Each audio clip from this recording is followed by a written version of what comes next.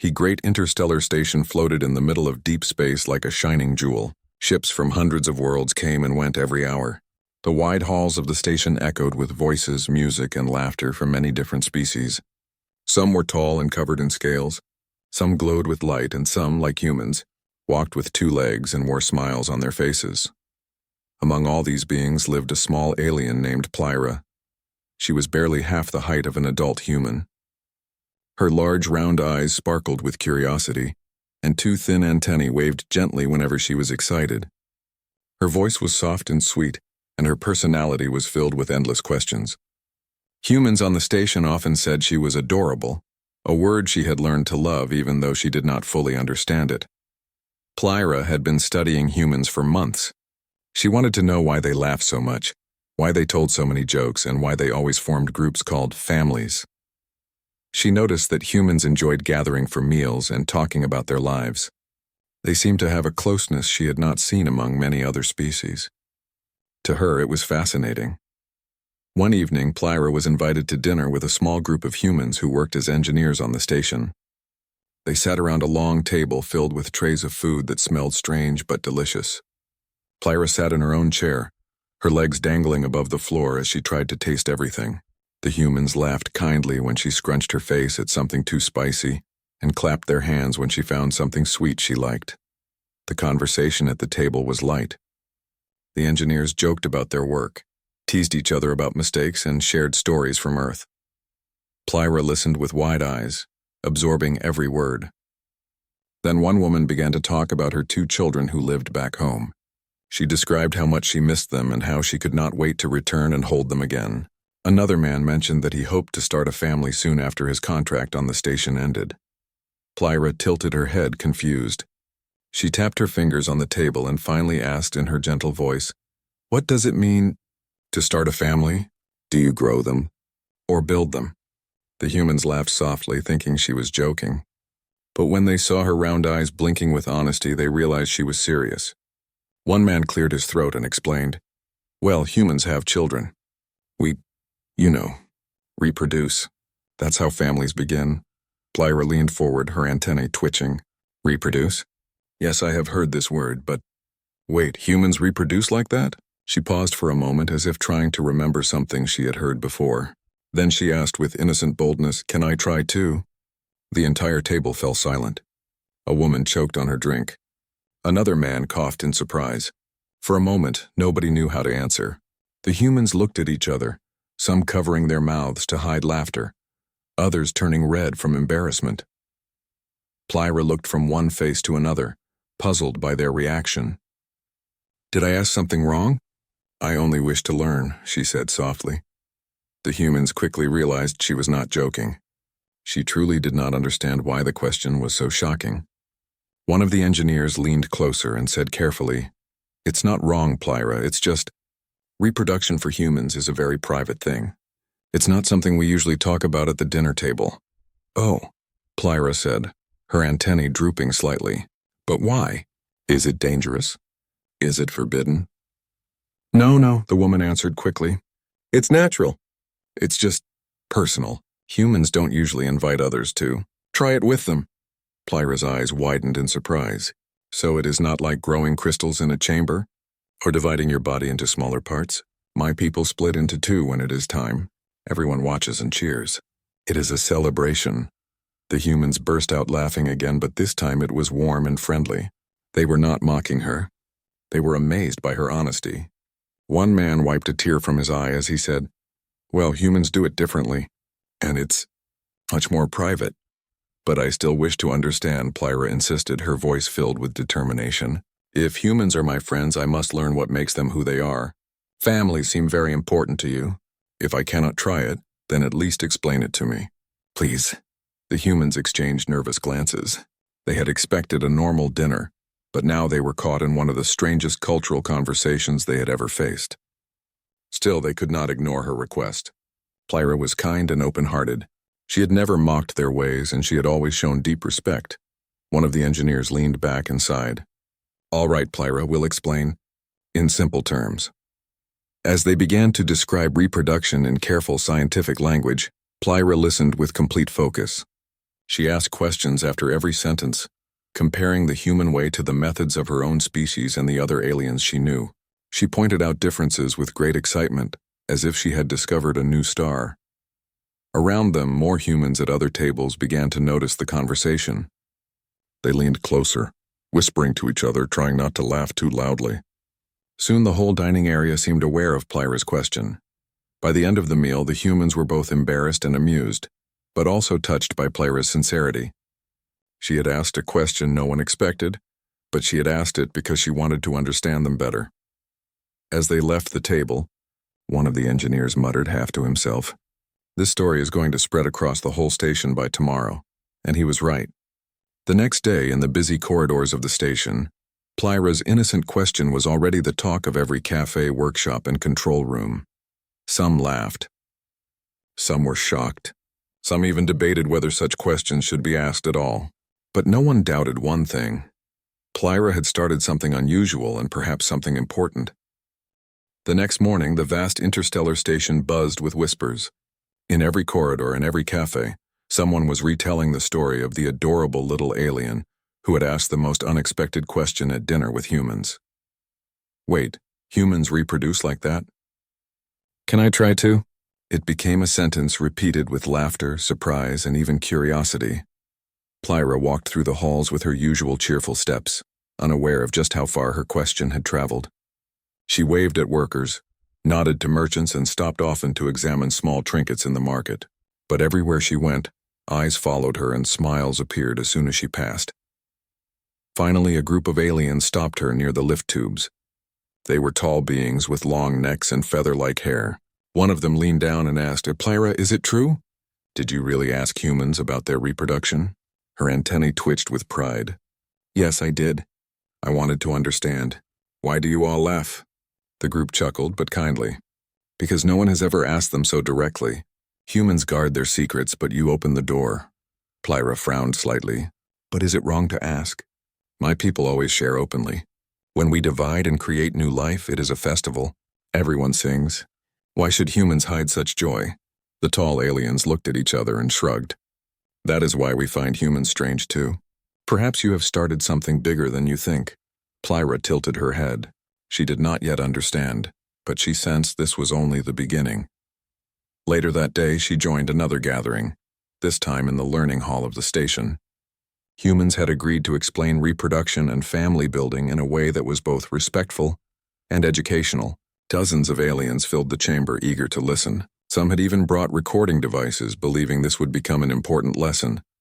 The speaker was a human scientist named Dr. Hale. He was tall, with calm eyes and a patient smile. He began by saying, "Many of you have heard about our friend Plyra's question. We are here not to laugh, but to share knowledge. Reproduction is natural to every species, and it is nothing to be ashamed of. But for humans, it is tied to private bonds. Today, we will explain it in the simplest way." Plyra sat in the front row, her eyes wide, her small hands clasped tightly in her lap. She wanted to absorb every detail. Dr. Hale used diagrams on a large screen to explain human reproduction in scientific terms. Cells, DNA, the process of combining two sets of genes to form a new life. He avoided uncomfortable details, but made sure the audience understood the basics. Other aliens began raising their hands, asking questions. "How long does it take for a new human to be ready?" asked a reptilian creature. 9 months usually, Dr. Hale replied. "Do they hatch from eggs?" asked a jellyfish-like being. "No," Hale said with a small laugh. "Human children grow inside the mother's body until they are ready to be born." Gasps filled the hall. Dozens of species had never imagined such a method. Plyra's antennae quivered with excitement. "So the mother carries the child herself? That is amazing. It must feel like carrying a piece of your own heart." Hale smiled warmly. "Yes, Plyra. Many mothers say it feels exactly like that." The hall grew quiet at those words. Suddenly, the discussion was no longer just about biology. It was about emotion, love, and the bond between parent and child. One by one, aliens began sharing their own methods of reproduction. A creature with shimmering scales explained how its people laid eggs in safe caves, guarded for months by the entire community. A tall, plant-like species described how their young sprouted from their bodies, breaking off as tiny glowing buds that grew into adults. A spore-bearing race spoke about drifting clouds of life released into the winds of their homeworld, where new generations grew in fertile ground. The hall was filled with voices, laughter, and wonder. Each story was different, yet each revealed the same truth. Every species cared about creating life in its own way. Plyra clapped her hands together, overwhelmed with joy. See, this is wonderful. Humans, plants, spores, crystals, eggs, we all continue the song of life, only with different notes. The crowd cheered at her words, but not everyone was comfortable. At the back of the hall, some officials of the station whispered to each other. This may cause cultural tension. Some species may feel insulted. Humans are already embarrassed enough, yet others disagreed. No, this is good. For the first time, all species are sharing openly. It is rare to see so much laughter and learning in one place. The debate spread quickly. Some believed Plyra's question was innocent but dangerous. Others believed it was the beginning of deeper unity. Meanwhile, Plyra walked with Dr. Hale after the meeting. She looked up at him and asked softly, "Did I cause trouble?" He shook his head. "No, Plyra, you caused something important. Sometimes it takes a small voice asking a simple question to make big changes. Humans were too shy to explain before. But because of you, we shared. And because of that, everyone else shared too." Plyra's eyes shone. "Then I am glad. My people say knowledge is like light. It spreads and no one can hide it forever." Hale laughed. "A wise saying. I think we need more voices like yours." In the following days, something unusual happened. Inspired by Plyra's curiosity, many species began organizing small gatherings called life circles. In these circles, beings shared how their people created and raised children. They compared traditions, rituals, and celebrations. One insect-like race revealed that when their young hatch, the entire colony sings to guide them out of their shells. A glowing energy being explained that it splits into smaller lights, which slowly grow brighter over time. Humans shared stories of birthdays, lullabies, and family meals. Each story was different, yet all were filled with the same theme: love, care, and survival. Soon, station leaders announced a new project, the creation of a life museum. It would be a place where every species could display how they reproduce, nurture, and raise the next generation. The museum would include exhibits, holograms, and even live celebrations, so everyone could appreciate the beauty of life in all its forms. When Plyra heard the news, she nearly jumped into the air with happiness. "All this because I asked one question?" Her human friends laughed. "Yes, Plyra. Sometimes the smallest spark lights the biggest fire." By now, Plyra was no longer just another resident of the station. She was becoming a symbol of curiosity, innocence, and the courage to ask questions others were too shy to voice.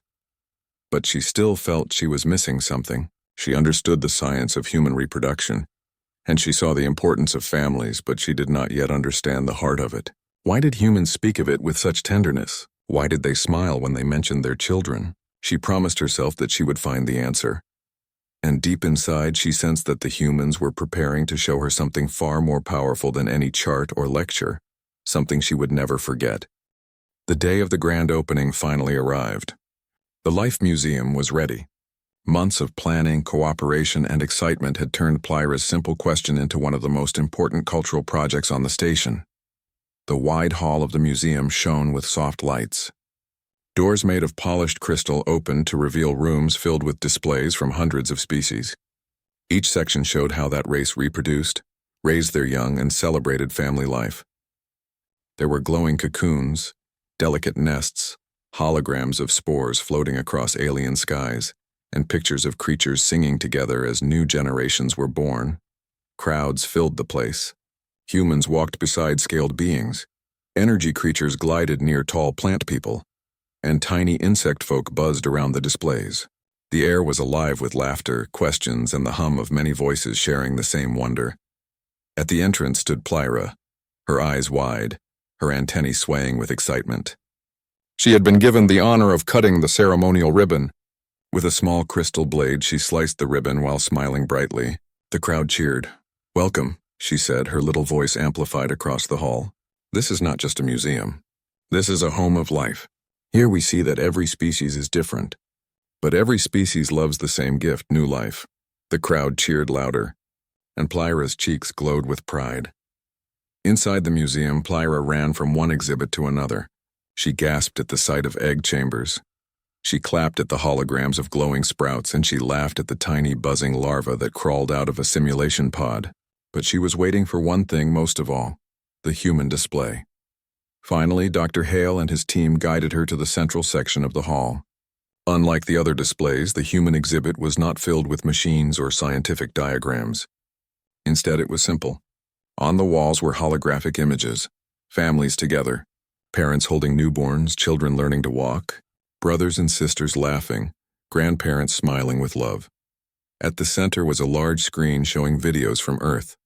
A mother sang a lullaby to a baby in her arms. A father lifted his child onto his shoulders to watch fireworks. Children played in a park, running, falling, and laughing while parents watched proudly. Plyra stopped in her tracks. Her antennae froze. Her large eyes filled with light. What is this?" she whispered. Dr. Hale smiled gently. "This is what reproduction means to humans, Plyra. It is not just about science. It is about family. It is about love, care, and bonds that last forever." Plyra stepped closer. She reached out as if to touch the holograms, though her hands passed through the light. Her voice trembled. "They are connected. The children are not only born, they are carried, guided, loved every day." "Yes," Hale said softly. "That is why humans guard the subject so carefully. It is not shame. It is not secrecy. It is protection, because it is so precious." Other aliens gathered around. They too grew quiet as they watched the human videos. Some blinked in surprise, others hummed in thought. Even beings who had once mocked the humans now stood in silence. One scaled alien muttered, "So that is why they speak of family with such strength. They carry their children inside them, and then they carry them again with love all their lives." Another whispered, "It explains their courage. They fight not only for themselves but for those bonds." Plyra's chest swelled with emotion she had never felt before. She remembered the human woman at the dinner table talking about her children, her eyes filled with longing. She remembered the laughter when others had spoken of starting families. Now finally she understood. She turned to Hale, tears shining in her large eyes. "I think I see it now. I cannot try it myself, but I can still share in the joy of it. I can still stand beside humans as family in another way." Hale placed a gentle hand on her small shoulder. "Yes, Plyra, family does not always mean blood. Sometimes it means the people you choose, the bonds you build, the friends you love. In that way, you are already part of our family." Plyra smiled so brightly that even the lights of the station seemed dim beside her. She spread her arms wide and declared, "Then I am a sister of humanity." The crowd around her clapped and cheered. Humans laughed warmly and aliens joined in. In that moment, there were no barriers of species, only a shared understanding that life in all its forms was beautiful. As the celebration continued, Plyra guided groups of visitors through the museum. She explained each exhibit with energy, often comparing it to what she had learned from humans. To them, she said, pointing at a display of glowing cocoons, "Children are like jewels, carried in the heart." And to them, she added, showing the hologram of spores drifting in the wind, "Children are songs carried on the breeze." And to humans, she stopped at their exhibit, her voice soft with wonder, "Children are pieces of love carried in arms and carried forever in memory." The visitors listened with deep respect. They did not see her as a small alien anymore. They saw her as a guide, a bridge between cultures, a symbol of unity. That night, when the museum finally closed for the day, Plyra sat alone in front of the human exhibit. She watched the video of a family eating dinner together, laughing over simple food. She whispered to herself, "I asked because I wanted to know, and now I know. It is not something to try. It is something to honor." She leaned back, smiling with quiet peace. "I am not just an observer anymore. I am part of the story." In the weeks that followed, the museum became the most visited place on the station.